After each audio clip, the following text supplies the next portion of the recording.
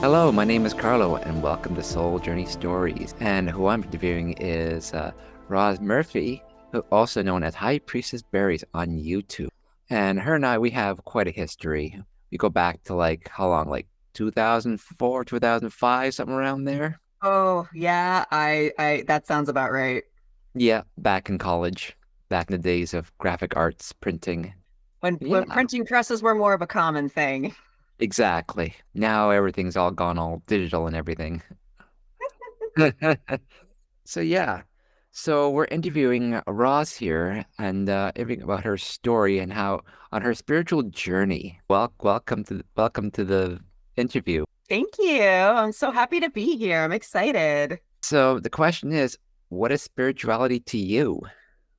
How much time do we have? There's a reason why I put a timer on my phone to protect me from myself. Oh man, like for me, spirituality, it's artistry. It's sort of like, how can I really show what it is I'm actually seeing to you? How can I really show to you what it is that I truly understand? Like spirituality, a lot of us get focused on the idea of a god. Some people might say goddess, and then people get all frustrated because of the genderization of deity names. Like there's a whole swirl of confusion that happens within spirituality. For me, it's been definitely readjusting what God means to me, healing my idea of what it means to have my own femininity, and also embodying my own masculinity, that yin yang energy. But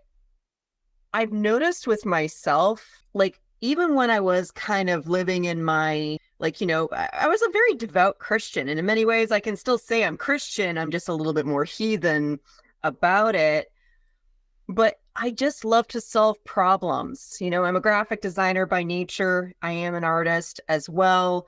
I've always been a student of the human mind. Why do we behave the way that we behave? What really provokes somebody to do something that is cruel? What provokes someone to actually be kind? How is it that one person can say a sentence and the other person can say the exact same words, and yet you can derive two separate meanings from it.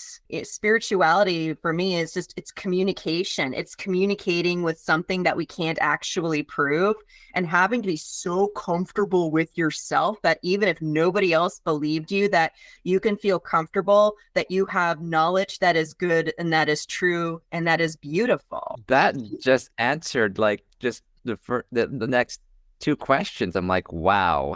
He hasn't even mentioned any of the questions. And like, that's kind of the joy of what I do, where it's sort of Mhm. like, I'm getting so attuned to going with the flow of energy that I do end up like pre-answering a lot of questions before they are asked. So for me, that's just fun and magical.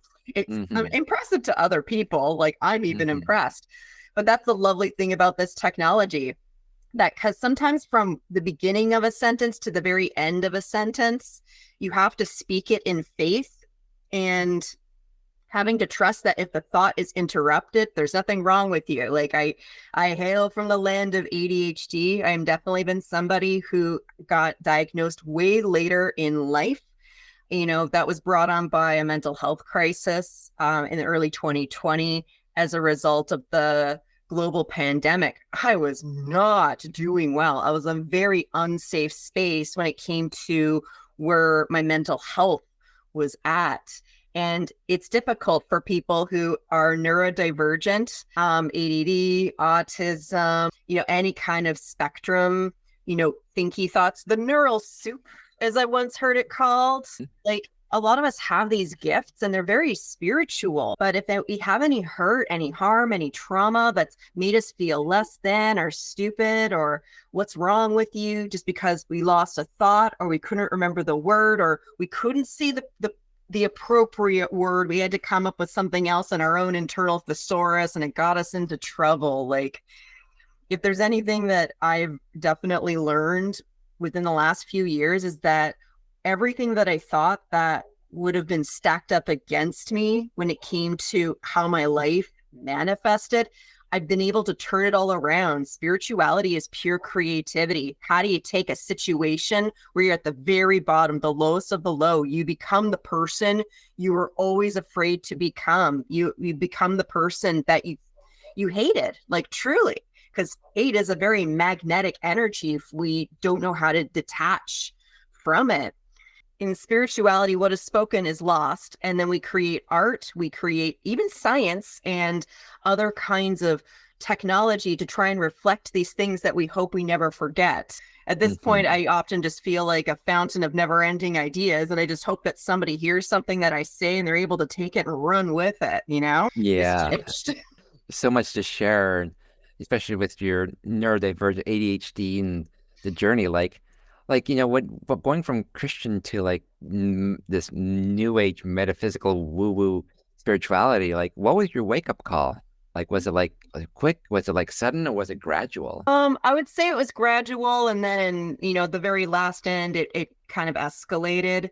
Hmm. I moved from Calgary to California in 2013 with my now ex-husband, and leaving my country, my ex-husband and I, we didn't quite share the same faith. Like I was, quite evangelical Christian. He was Catholic, and there is a difference between the two. And we also just had different lifestyles, but I couldn't connect with any of the churches down here. I would just walk in and nothing seemed right. Like nothing was resonating with me. And I always felt bad because I always had been such a devout Christian, like, taking the bus to go to church, buying a car so that I can, be able to show up and help out with, kids Bible camp. Even the church that I'd gone to in my young adult life, we sometimes would do art shows, like to participate with something. But to give myself permission to take Sunday off, like it felt like a spiritual crime. Like it took me years just to come up with the idea of maybe I don't need to follow everything that I was taught. And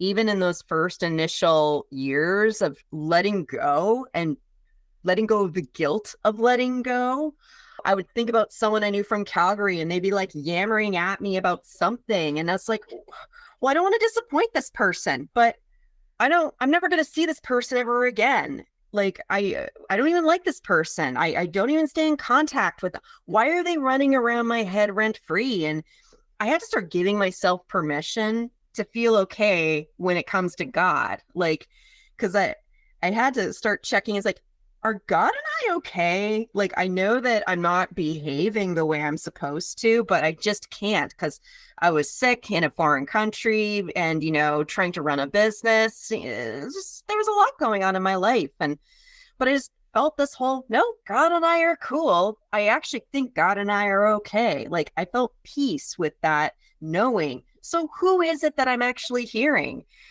Call it spirituality, call it mental health, potato patata, we can translate some of this energy. It wasn't until probably 10 years in, like 8 to 10 years in, where it's like, do I get my first tarot card set? Like, ooh, like, I used to be that teenager that got into arguments with my friends over, oh, tarot cards are evil. They possess, they will possess you kind of thing. And it was sort of like I wanted to be that rebel I always wished I could be. Like I'm a rebel with everything else, but could I be a rebel to God? Like that's an unnerving thought. Like, do you dare like be that person who tries to speak against God?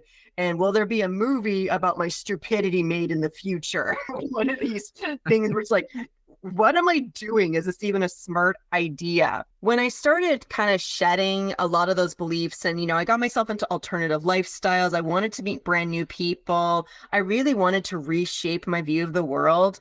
Like I mentioned, I have an ex-husband, but one of the main reasons we got divorced was because I had to drag him out of the closet because there was just no way he was attracted to me.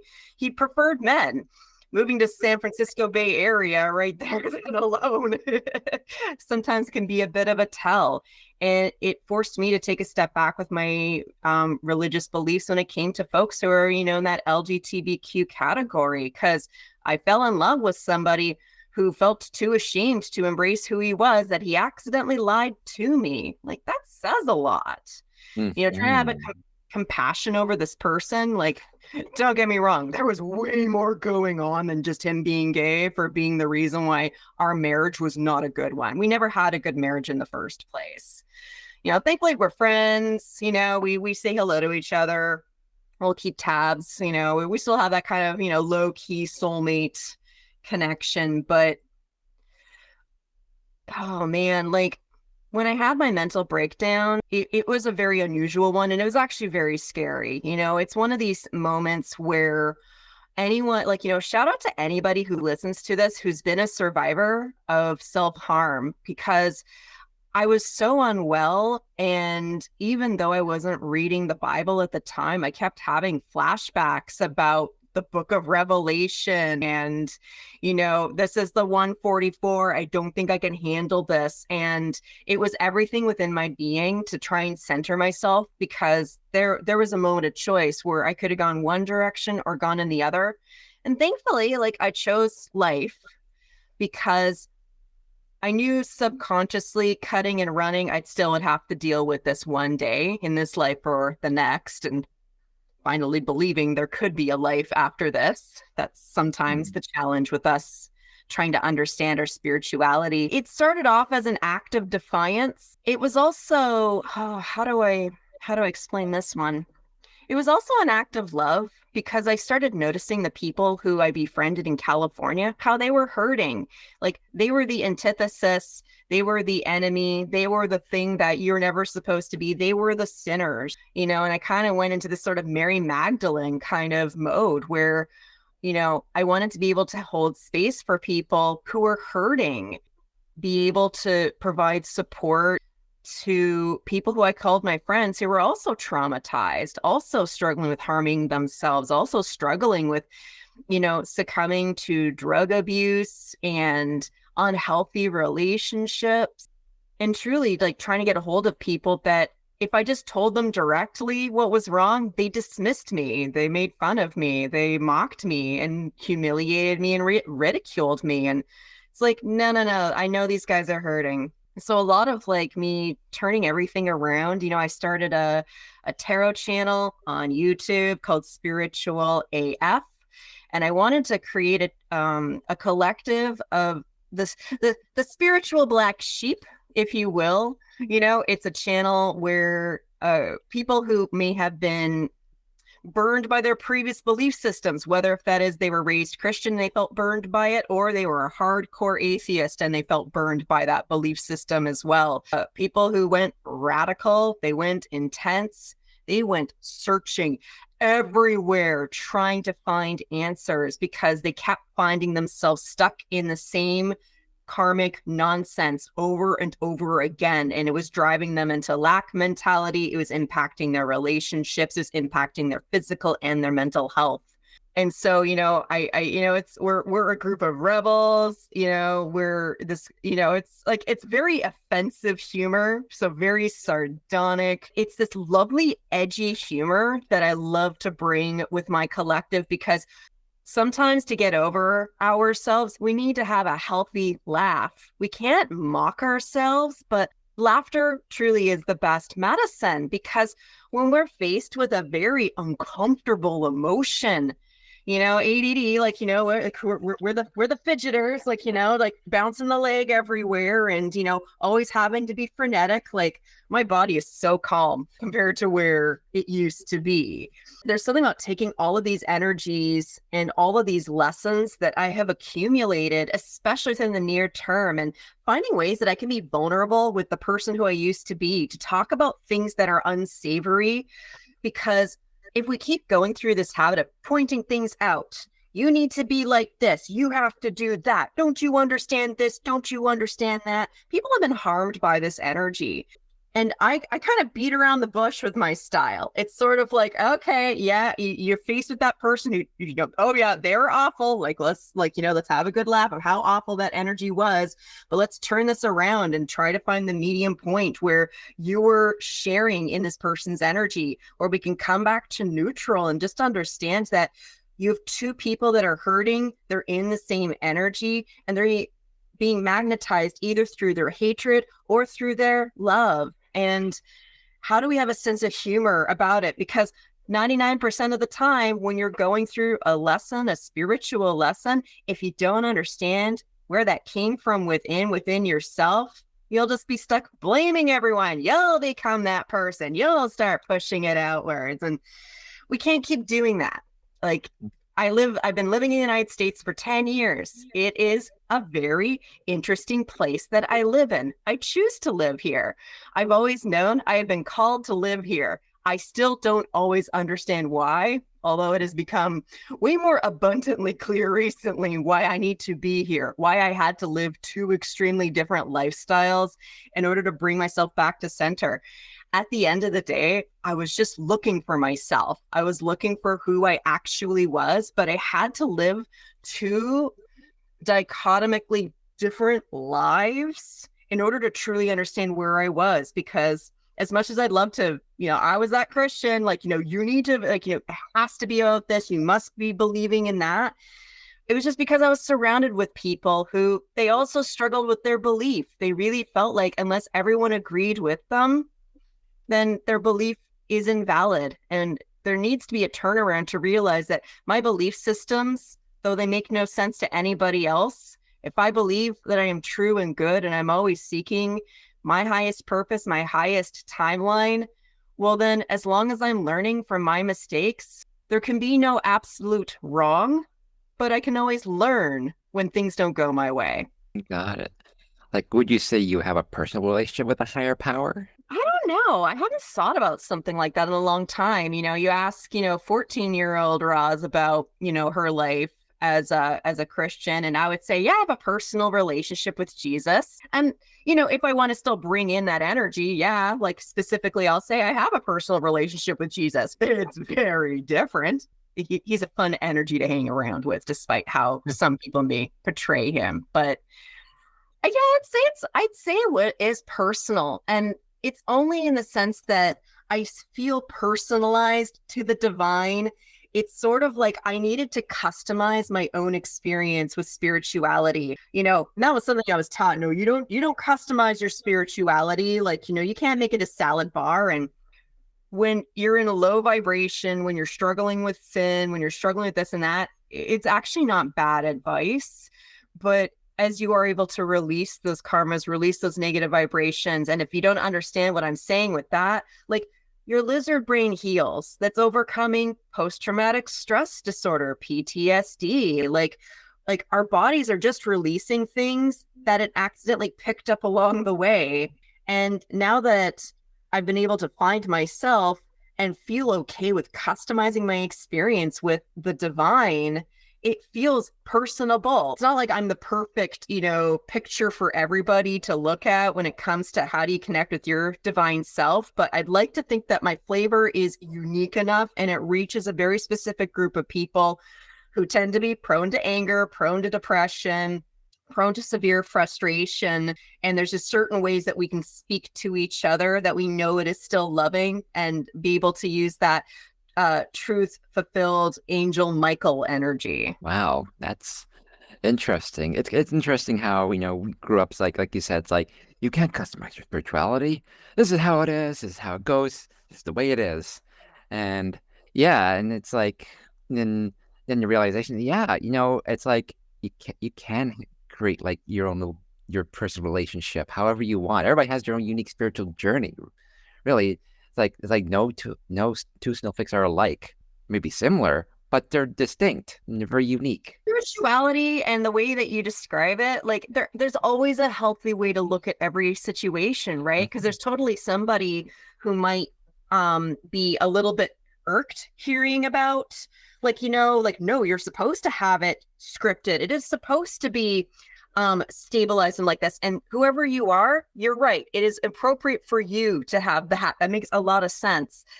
But it is like learning an art, like I enjoy painting. I experiment with all kinds of different artistic mediums. I love being very experimental, but it's kind of when you're a student, yeah, it's good to learn about how paint works. It's good to understand color theory. You and I joke, we're both printers, it's the difference between RGB, CYMK versus, having, your blue, green, yellow pigment paint palette, and then learning the techniques with the brushes, what's different between oil, watercolor, acrylic. Like that's the rigidity that you need within artwork so that you can understand how certain tools are supposed to operate.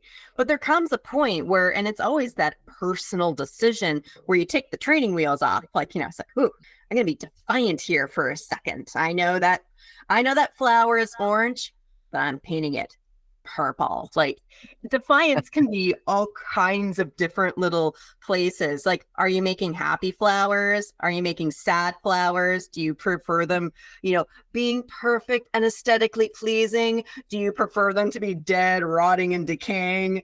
All it is just you trying to understand what it is that your soul is trying to express. And you can be anywhere within this particular spectrum when it comes to how do I connect with my soul. And there's no wrong place. And that's the difficult part because, definitely a younger version of me, it felt important to stay stringent, stay on the path. But it took me years to realize that I wasn't fulfilling God's word. I was fulfilling, I was trying to make other people happy, like the elders at my church, or hearing the stories of those who they were lost, they got lost in the world and they came back to the Lord and they talked about their full circle journey. Like, technically, that's what I'm doing right now. There's a piece of me that always feared that I'd be that girl who'd walk away from the faith. She'd do her thing, have a kind of awesome life, even though things were like really ridiculous at the same time,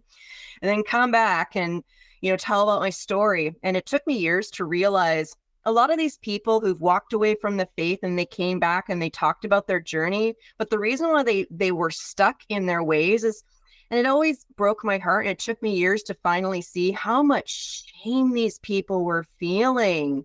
God does not give you shame. God welcomes all of us back to the fold. Like, we're all prodigal sons at one point or the other. So there's some energy that this idea of walking away and experimenting, trying something different, coming back to your original conclusion. It's okay to come back to the original conclusion. That's the part I think a lot of us struggle with. If you were raised Christian and you left out of defiance, you went out into the world, you explored.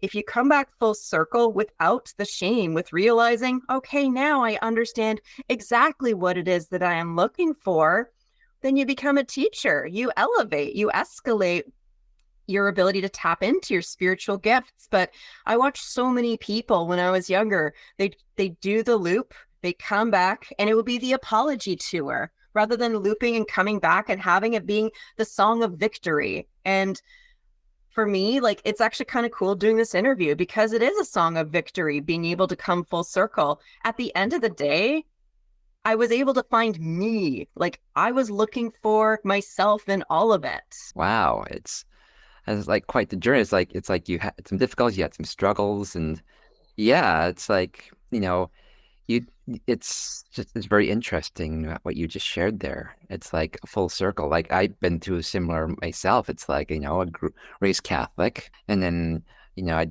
got discovered the Reiki, did all the spiritual stuff, and then I ended up going to a United Church for a bit, and then it's like, yeah, I'm done with all that, and just it's like, okay, I realize where I belong, where I resonate, what's in alignment, and yeah, it's just really awesome just the way you described, story like that. And my next question is, what does your practice look like your spiritual practice? Like, what does it consist of?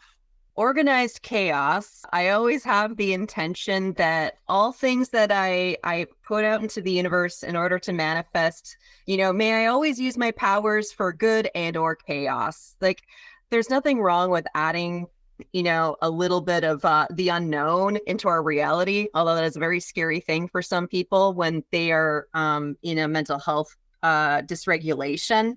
But I am a Murphy. If anything can go wrong, it will. And it's so important, again, to have that sense of humor about what magnetism is, about manifesting, because the law of attraction says like attracts like. And a lot of people are stuck with, I'm a good person, but why are bad things happening to me? That's a really good question, because it means that we've gotten so used to burying underneath the lack mentality. Like, I know I need to be a good person. And so we get used to behaving like the good person.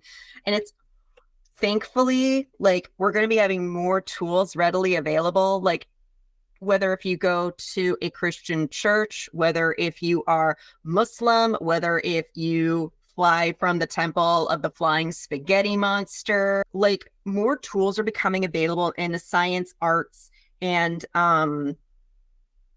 like religious practices. A lot of these tools are coming back, understanding angelic energy. You mentioned getting a Reiki attunement, and that's definitely something I've slowly been working through myself.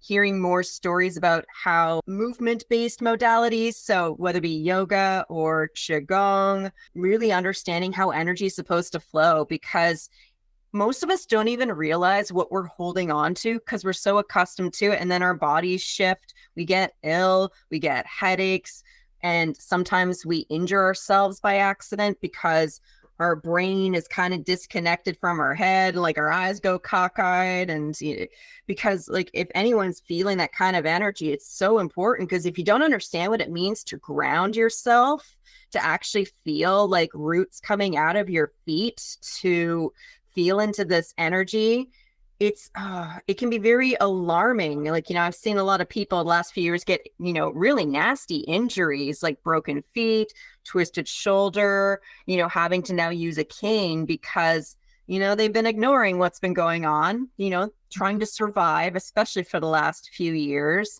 A lot of people are struggling with dissonance, and more people are becoming incentivized to seek out help. Like, it's sort of as though I desperately decided to seek out, acupuncture or a Reiki healer or a homeopath. Like, I became desperate one day. I decided to try something. And for anyone who's listening to this, if you're like, you feel kind of bad that you're so desperate to try something, you know what? No matter what, go for it. There's something about even just having the experience of something like that once, because if you never feel called to go back to that person or go back to that modality ever again, there's something about your divine soul saying, hey, if you just understand, like, just for a few moments being in this energy, I can teach you something.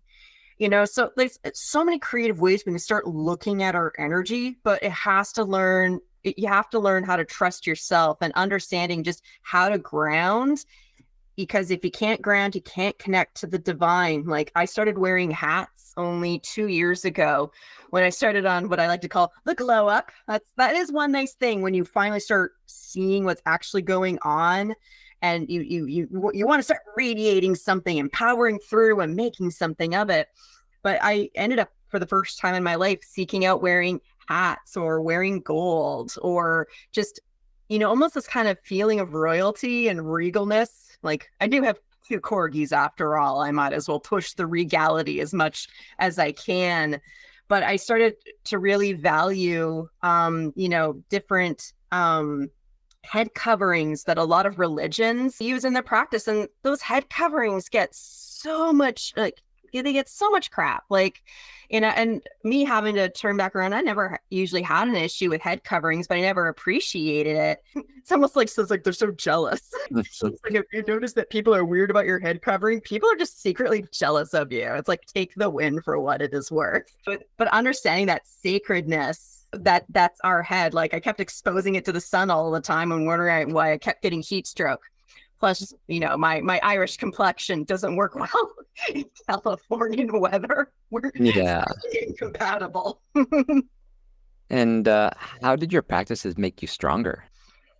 I figured if I need to be hard on myself in order to get through this, I need to be the one guiding my own journey. So it was one of these things where I wanted to talk some deep truths. I wanted to talk about some difficult things, mostly because that's my gift. And most people who approach me, like, even when I was younger as a Christian, even though I said difficult things, even though I said the most uncomfortable stuff, people sought me out because sometimes they just need to hear truth. Facing myself in the mirror, there's something to be said about making a video, talking to yourself, putting it out onto the internet, and hoping that other people resonate with what it is that you're trying to say.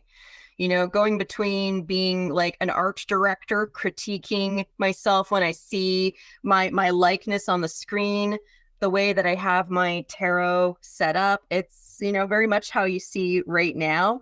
But usually I would see like a big image of myself, and then I can take like, all my lovely different cards, and, I can kind of see it as a mirror, but I'm really talking to myself. I found with social anxiety being a big, huge problem for a lot of people is that I just need to be talking to myself. That could be a little bit triggering, especially for anyone who has had any dealings with mentally ill, schizophrenia, folks that, who they're on the spectrum, they're okay, but they talk to themselves all the time. It's like, why are you doing that? Like, there's some healing that some people, I think, that are going to be listening to this video, that they're kind of working through those biases. And don't feel guilty. Like, do not feel guilty. What you're feeling is actually quite normal. But there's something you said about feeling that discomfort and just kind of allowing it to drift down your body. Like, that's why we ground. That's why we want to feel as though we're connected to the earth, so that the earth can actually handle those difficult emotions, and just surrendering it, not even having to push it down or anything like that. It's like, okay, earth, you're big. You can do that. Okay, it's not so bad after all. And, it gets easier. And that's the thing, like with my energetic strength training, which I have actually called it that, I've noticed that as I've energetically strength trained, worked on my boundaries, knowing that it is okay to give my no, because even Jesus himself said, may your yes be yes and your no be no. There's just something as simple in our spirituality, because consent. Yes, I consent to feeling better. No, I do not consent to you, person, constantly invading my energy just because you were bored. So I've been getting better when it comes to my boundaries, like how I connect with my friends. I've radically shifted how I connect with my friends. My community has shifted very significantly. And I just don't talk to many people anymore. Yeah, and I'm okay with that. I'm like, oh, God, that solitude felt so good. Like, oh, I've been craving solitude my whole life. What was I so afraid of in the first place? Given that my physical health journey has definitely been in tandem with the mental health and the spiritual journey, I've noticed that even though I can't prove anything spiritual, I can tell you all the theory all day long. I can gab about my perceptions of the universe, but I'm really excited at this point because my body is starting to respond to my new spiritual energy. I struggled with chronic malnourishment. I can't digest B12 vitamins, and it took over a decade, several doctors between two countries, and more money than I would like to admit, to get some basic answers, just to realize, wait, my liver isn't functioning because I cannot digest certain essential vitamins. B12 and B9 are essential for energy. I went my whole life being starved of energy and being starved of food. Like, I'm coming out of spiritual starvation, physical starvation. It's incredible at the point that, we're going, during this recording, where I'm starting to actually feel well enough to go for walks, maybe do a couple of yogic moves for a couple of minutes, giving myself a few minutes to do my physiotherapy so that, I stop having shoulder pain all of the time. Some people find their spiritual strength through the motion of their body, but there are other folks that they feel like they couldn't move to save their life. So where did they begin? And all you have to do is just start with where you are at. That's powerful.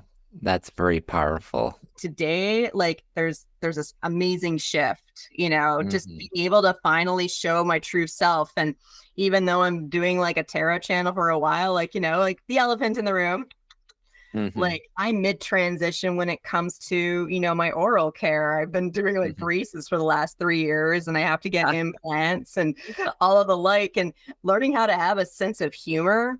After someone who's had body image issues her entire life, I've struggled with lifelong obesity and all of the, the crumbs that come with the bullying that is associated with people with, we'll just say alternative body types, because obesity isn't the only one that's made fun of. but being able to turn this all around and feel comfortable with publicly speaking, even though I got 3 teeth missing, like I'm just an adorable beaver. So there's something very humbling about the journey that I'm on right now. I still don't actually know what it is that I am doing. I'm just making it up as I go.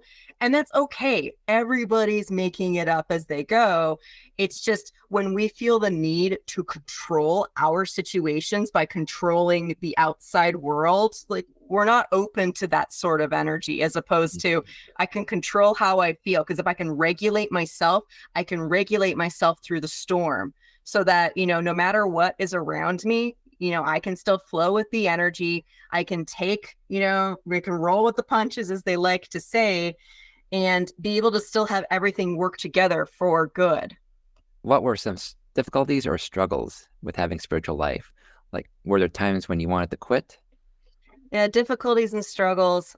I say this a lot. It's almost a mantra on my channel that spiritual journeys are very lonely. It's like I turn mother against father, brother against sister. And it's not necessarily to say that, spirituality brings family dysfunction. It's just sort of a natural cause when you choose to be independent, to be actually detached from people. And detached just simply means you're allowed to do whatever you want. And if you don't want to go along with what I want to do, then okay, cool. God bless you. And you go on your merry way. Spiritual journeys are lonely. They're actually designed to be lonely, because if I depend on you, if I depend on another person, if I depend on a book, if I depend on a celebrity, a deity, or whomever, it's okay to seek them out in order to get ideas, but those need to be your mirrors. They can't actually give you the answers you truly want. You are the only one who knows what you want. Metatron, which is represented by the Star of David, and I always keep my little have my little Merkaba with me right here. We got our Christ Michael energy, we got our our Star of David with Metatron, but Metatron energy is fantastic. That's the energy that'll sit down with you and say, how do you feel? What do you want? You can look wherever you want, talk to your ancestors, talk to guides, talk to Jesus, talk to whomever. But at the end of the day, the high vibing energies that you're trying to commune with to get the answers, the smart ones are all going to say, what do you want? We can give you ideas. We can give you inspiration. Like we all have a Pinterest board, we all have the mood board, but at the end of the day, you need to make a choice. That's the part that I think most of us struggle with. Like, my dad made this choice and it didn't seem too bad, but well, my mom would appreciate, like, I saw her do it this way. Like, what do you want? And until anyone is able to answer that question, if there's any piece of advice someone gave me when I was having some spiritual crises, I said to this person, like, what if I do leave Christianity and then I have to come back dragging my tail between my legs? And she's like, you don't need to worry about it. You can always change your mind. And I think that was one part that it never occurred to me when I was a younger Christian. It was like, nope, I know exactly what it is I believe. I got it right from the very beginning. I get a gold star. Like, I didn't actually think of it that way. I just see it that way in hindsight. I picked what I wanted. I picked right from the very beginning. And we can always have the same thing we want from day one. Like, you can have the same piece of furniture your entire life. They're called antiques. They carry their own energy and they're quite lovely and valuable in their own right. But some days you just need a new dining table. Like, some days you could use a new coffee mug. Some days it's just not worth repairing the vehicle the 1800th time. Like, it's knowing what's worth holding on to and what's letting go, and just being aware of why you're holding on to it, why you should let it go. Not letting it go because someone else told you. It's not like, some random diviner on a random video said, give up all of your possessions. Like, if you just want to do that because I told you so, we got to have a deeper conversation. I think Carlo would be just super helpful. Oh, yeah. Wow. But yeah, Awesome. like, if you ever want to figure out, understanding like the things that can hold us back, like at the end of the day, you can make choice, you can change your mind. At the end, if you're learning a lesson and it's from a compassionate state, oh man, you're good for gold. You achieved that little quest.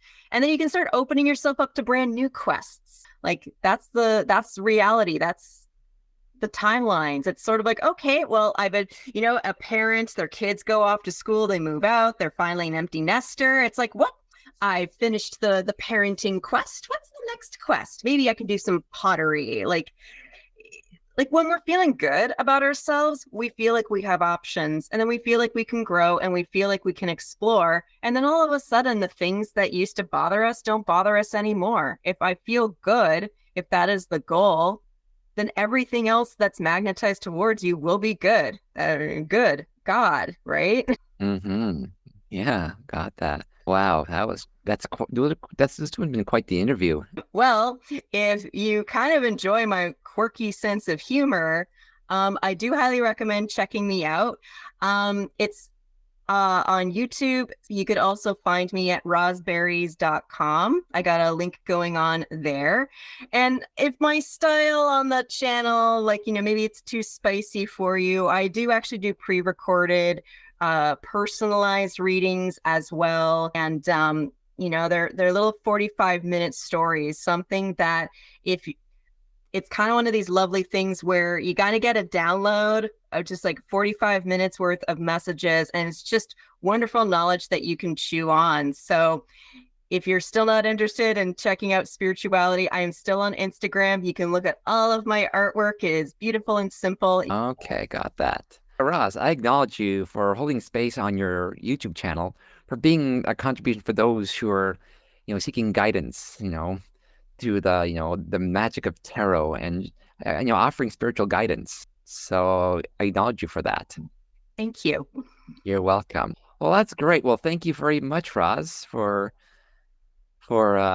this wonderful interview. And yeah, and thank you for everybody for watching. And yeah, until next time. Awesome. All Thank you for right. having me, Carlo. I really You're appreciate welcome. it. Yeah, no problem. All right.